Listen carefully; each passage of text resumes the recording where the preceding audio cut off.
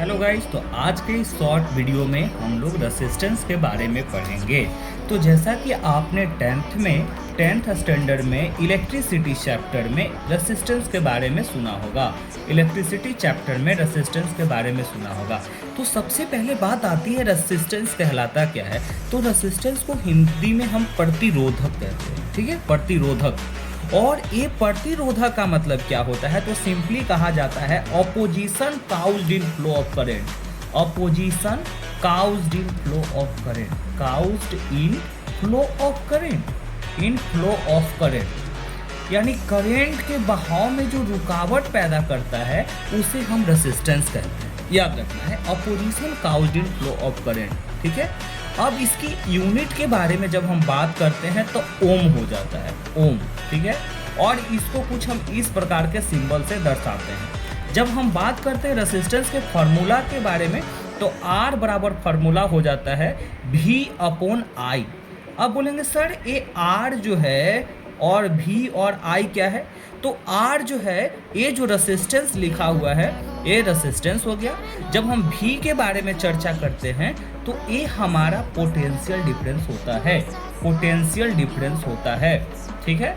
और जब हम बात करते हैं I के बारे में, ये हमारा करंट होता है। और जैसा कि करंट बराबर आप जानते हैं flow of charge per unit time, यानी कि I बराबर होता है बेटा Q/T, जहाँ पे Q जो होता है वो चार्ज होता है, T जो है वो समय होता है।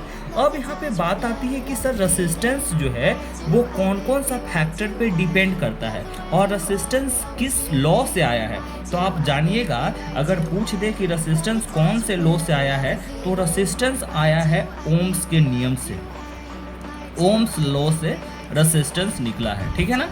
और ये जो ओम्स लॉ से जो रेसिस्टेंस निकला है ये अलग अलग फैक्टर्स पे डिपेंड करता है, ठीक है ना। तो फैक्टर्स अफेक्टिंग रेसिस्टेंस के बारे में पूछ सकता है।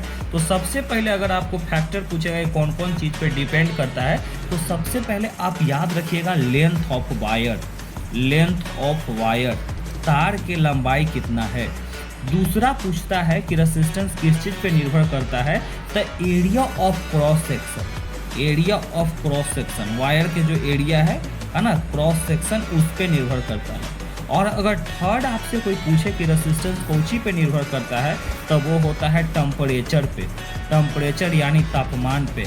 और फोर्थ नंबर में आपसे पूछा जाता है कि बताइए कि ये जो रेसिस्टेंस है और किस चीज़ पे निर्भर करता है, तो एक और याद रखिएगा बाबू, जिसको हम लोग बोलते हैं नेचर ऑफ मटेरियल, मतलब किस गुण का मटेरियल से यह बना हुआ है, इसे हम क्या कहते हैं, रेसिस्टेंस। मतलब एक ये हो गया, इस पे फैक्टर है, चार चीज़ पे वो निर्भर होने वाला।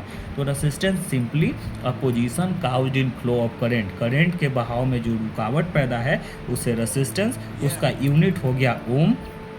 और ये निर्भर करता है चार चीज़ पे, length of wire, area of cross section, temperature, nature of material, ठीक है। That's all.